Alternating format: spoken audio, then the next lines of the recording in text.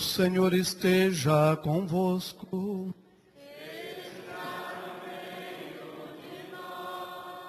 Proclamação do Evangelho de Jesus Cristo, segundo Mateus.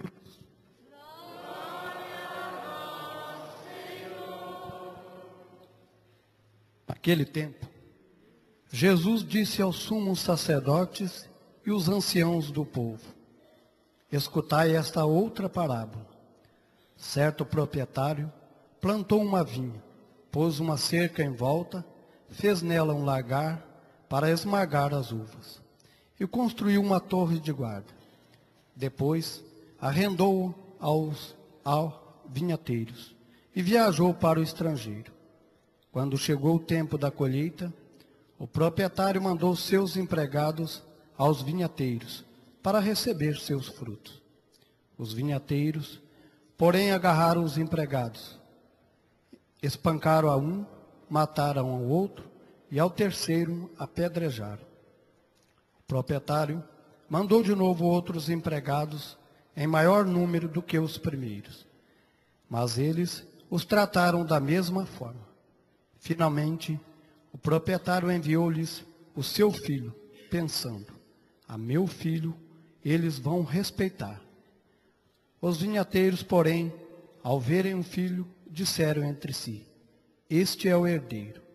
Vinde, vamos matá-lo e tomar posse da sua herança. Então, agarraram o filho, jogaram-no para fora da vinha e o mataram. Pois bem, quando o dono da vinha voltar, o que fará com esses vinhateiros? Os sumos sacerdotes e os anciãos do povo responderam: com certeza mandará matar de modo violento estes perversos, e arrendará a vinha a outros vinhateiros, que lhe entregarão os frutos no tempo certo. Então Jesus lhes disse: vós nunca lestes nas Escrituras? A pedra que os construtores rejeitaram tornou-se a pedra angular. Isto foi feito pelo Senhor, e é maravilhoso aos nossos olhos. Por isso, eu vos digo, o reino de Deus vos será tirado, e será entregue a um povo que produzirá frutos. Palavra da salvação.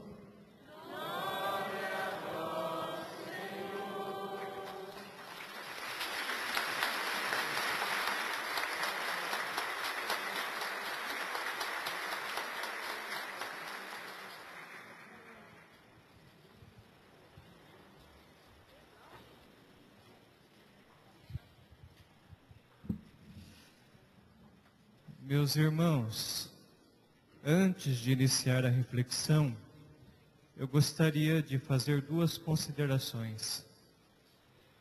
A primeira trata-se do seguinte: nós temos aqui na Assembleia pessoas com idades diferenciadas, com experiências diferenciadas. Cada um de nós temos uma história de vida. E você chegou a ser o que é hoje por aquilo que você construiu da sua história. E eu pergunto a você, e essa resposta é muito importante que você se permita dar no decorrer dessa nossa reflexão. Será que você acredita que quando você mergulha dentro de você, você é capaz de descobrir coisas maravilhosas ainda sobre você, que você nunca descobriu? Ou você acha que você agora já não tem como mudar mais, não tem como ser melhor? Cada ser humano é um mistério. Agora, no decorrer da reflexão, você vai perceber o quanto que Deus conhecendo muito bem cada ser humano, sabe que cada um de nós temos coisas maravilhosas ainda para apresentar para o mundo e muitas vezes nós não acreditamos. E a segunda consideração é essa. Essa leitura da profecia de Isaías, ela é um desabafo muito triste do profeta. Só que quando a gente encontra textos tristes nas leituras, não é para a gente ficar triste também. É apenas uma oportunidade de reflexão que a gente tem para a gente conduzir a nossa história, sabendo que lá no passado algumas pessoas também se entristeceram. Como às vezes a gente se entristece com a situação do mundo, mas o nosso coração deve estar cheio de esperança. Então vamos lá. O cântico de Isaías de hoje é o cântico triste por uma colheita que não deu certo. É muito interessante que Isaías compara assim, existe uma vinha e o dono da vinha ele tem tanto carinho pela sua vinha e ele se decepciona por causa que a vinha não produziu os frutos que por ele esperava. Então, o que acontece? Deus, ele esperava do seu povo a justiça. E para a surpresa dele, esse fruto o povo não produziu. Sempre aconteceu no meio do seu povo injustiças e coisas desagradáveis. Deus, que é o dono da vinha, o nosso amigo, ele sabe que a vinha é fértil. É interessante. Deus, ele sabe que todo homem é capaz de realizar o bem. Deus, ele sabe que cada um de nós temos virtudes no nosso coração que nós não conhecemos, mas que nós somos capazes de realizar coisas bonitas, belas, maravilhosas para o mundo, para a nossa família. Não pense você que você não fique imaginando assim, mas eu sou desse jeito mesmo, eu não tenho condições de oferecer mais nada de bom. Eu sou assim e todo mundo tem que me suportar desse jeito. Negativo. Se fosse dessa maneira, Deus nunca iria investir no seu povo. Mas olha a suavidade do profeta Isaías, que fala do investimento que Deus faz toda vez no povo de Israel.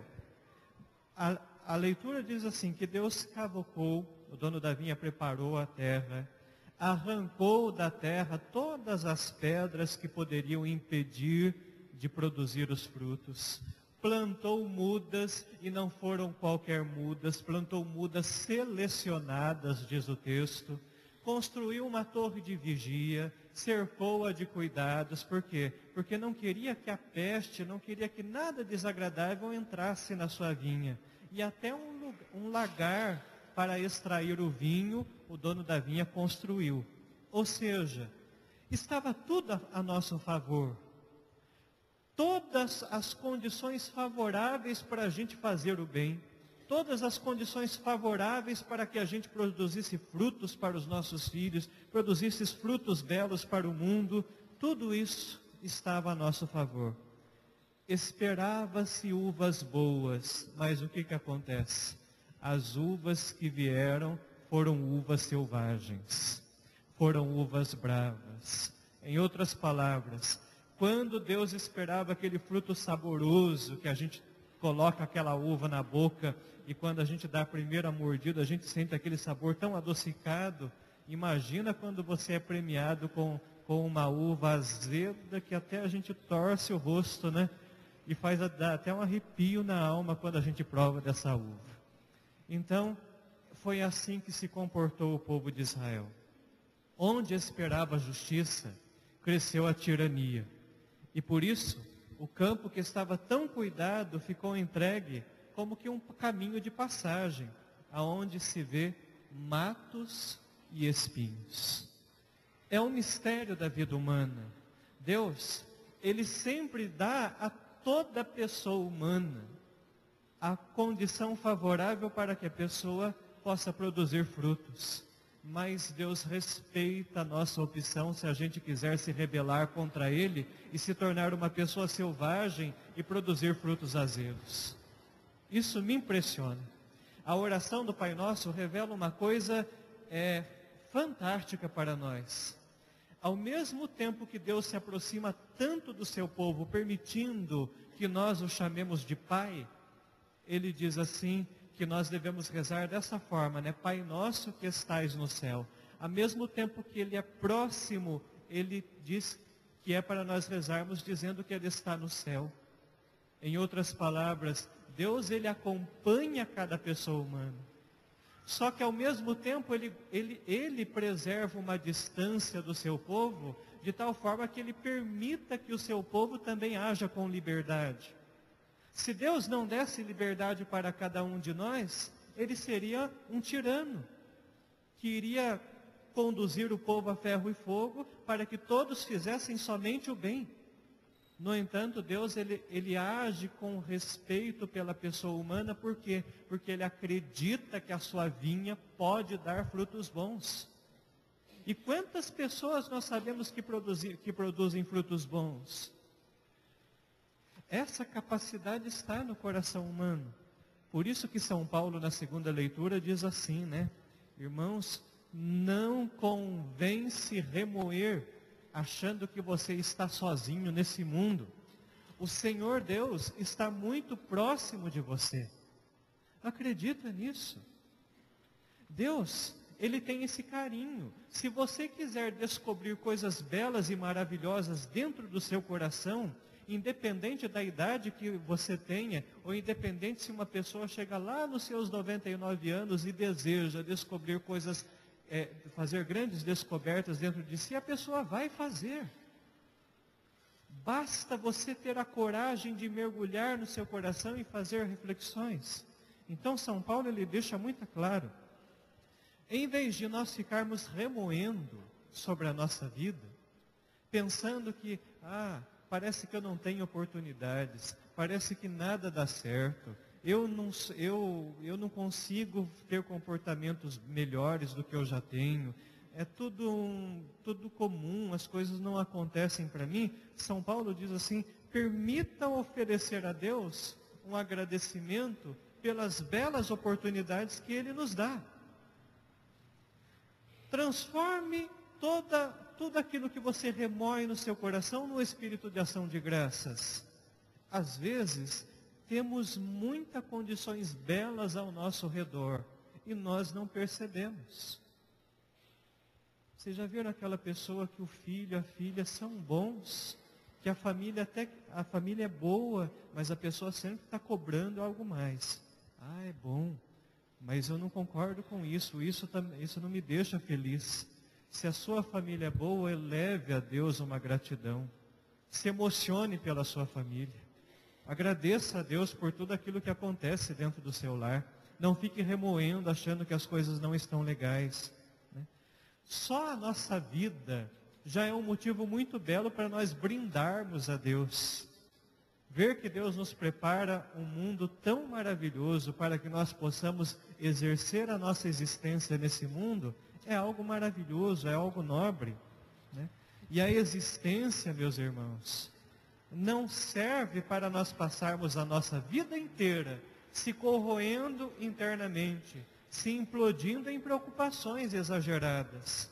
Apresente a Deus tudo. São Paulo diz assim, seus pedidos e as suas orações, apresente a Deus. Se você precisar chorar e suplicar a Deus para desabafar, apresente a Deus as suas orações, mas entregue a Ele. Não fique assim, eu apresento a Deus, mas será que Deus vai cuidar mesmo? Será que Ele vai tomar conta?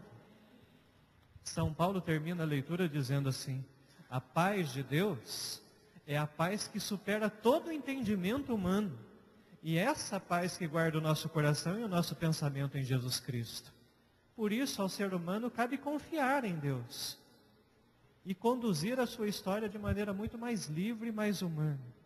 E para finalizar a nossa reflexão, vamos dar uma olhada no Evangelho de hoje. Vocês sabem que esse mundo Deus criou para ser a casa do amor.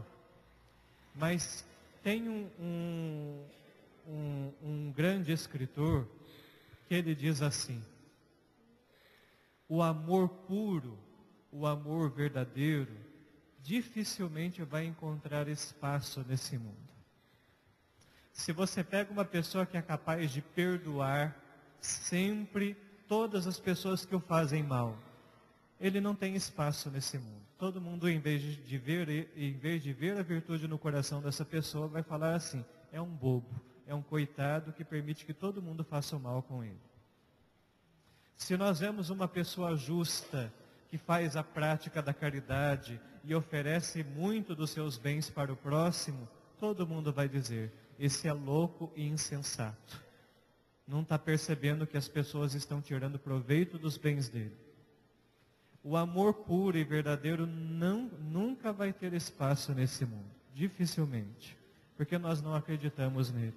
E por isso, às vezes nos consola esse texto do Evangelho, porque graças a Deus, a vinha, ou seja, o planeta Terra, já tem um dono. Pertence a Deus. Foi Deus que o criou. O povo que está aqui neste planeta pertence a Ele. Mas, conforme diz o Evangelho, todas as vezes que Deus confia no seu povo e arrenda sua vinha para outras pessoas, quando essas pessoas rogam para si a autoridade de Deus, explorando os demais com forças que está acima das próprias condições de suportar, acontece o desequilíbrio. A história é dessa forma como Jesus conta mesmo. Toda vez que uma pessoa se acha que está no lugar de Deus e começa a oprimir, a situação difícil acontece nesse mundo. E olha a beleza do Evangelho, né? O dono da vinha prepara o mundo, arrenda a sua vinha, para que as pessoas que administrem possam colher frutos bons. Mas acontece que essas pessoas querem explorar. E toda vez que tem um coração explorador nesse mundo e opressor, sempre vai acontecer isso. O dono da vinha, depois querendo ver os frutos que o seu povo produziu, acontece que manda os seus funcionários, e aí estes são espancados, são torturados, que foram os profetas que vieram, aquelas pessoas que anunciaram a beleza do reino, que foram mortas, e tantas coisas acontecem. Depois o dono da vinha manda muito mais servos seus para tirar satisfação da vida. Acontece a mesma coisa. Por fim, o dono da vinha diz, eu vou enviar aquilo que é precioso, e com certeza eles vão ouvir a voz do meu filho, porque a vinha me pertence. E aí vem Jesus Cristo, que visita a nossa terra, a plenitude do amor invade este solo, anuncia o amor, e acontece que até quando as pessoas estão com aquela mentalidade de que são deuses, dizem assim, é o herdeiro, então vamos matar o herdeiro. Porque se a gente matar o herdeiro, Deus não mais apita entre nós. Deus não mais decide entre nós. Então o mundo fica para nós e nós vamos decidir sobre o mundo. Olha que situação triste e dolorosa. E a pergunta que Jesus faz é muito sábia. O que acontece quando o dono da vinha sabe que o seu filho foi morto? É claro que no final de todas as coisas, ele vai resolver todas as situações. Então Deus prova da própria morte, que não precisava provar, para depois colocar todas as situações de desequilíbrios no final de tudo em equilíbrio novamente. Deus, ele sabe muito bem o que faz. Deus, ele dá oportunidade até para aquelas pessoas que se colocam no lugar dele, perceberem que elas são limitadas. E vale a pena nós pensarmos um pouco que Deus, ele nos enche de virtudes, mas nós só seremos capazes de sermos pessoas virtuosas se a gente não se coloca no lugar de Deus, mas se a gente se coloca na condição de pessoas que sempre aprende aqui na terra com todos os que nós convivemos. Então vamos agora ficar em pé e vamos juntos professar a nossa fé. Creio em Deus Pai, Todo-Poderoso, e em Jesus Cristo, seu único Filho, nosso Senhor, que foi concebido pelo poder do Espírito Santo, nasceu da Virgem Maria, padeceu sob Pôncio Pilatos, foi crucificado, morto e sepultado, desceu à mansão dos mortos, ressuscitou ao terceiro dia, subiu aos céus, está sentado à direita de Deus Pai Todo-Poderoso, donde há de vir a julgar os vivos e os mortos. Creio no Espírito Santo, na Santa Igreja Católica, na comunhão dos santos, na remissão dos pecados, na ressurreição da carne. Apresentemos a Deus Pai com muita esperança as nossas orações. Jesus, Filho do Deus vivo, ajudai-nos a produzir frutos de vida e de paz.